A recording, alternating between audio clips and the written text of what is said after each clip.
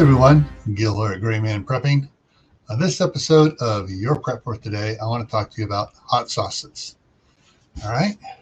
Before we go on that, just want to remind everybody that the 1,000 subscriber giveaway contest is still going on, so you still have a chance to enter, and heck, you even still have a chance to win. So let's get on with the hot sauces. Why should you prep hot sauces?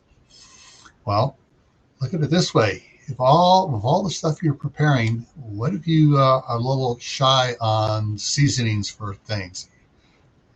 The food could get kind of bland after a while, and hot sauces are one way to spice it up and take it up a notch to make it more flavorful and more palatable to eat.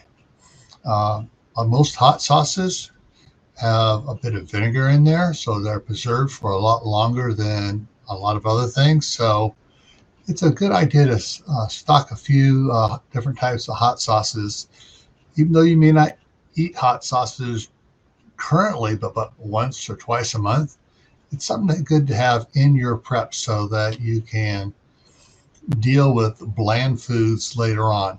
Also, it helps you change up the flavors of normal things that you like and give it a different perspective. Now, it's not the word I'm looking for, but you know what I'm talking about. It makes it change it just enough to make it a nice, pleasant change in what you're eating.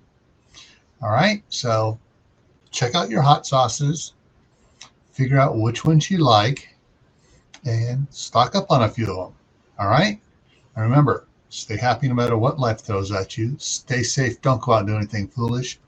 Keep adding to your preps: water, food, medicines, clothing, spices, and anything else you might need to survive.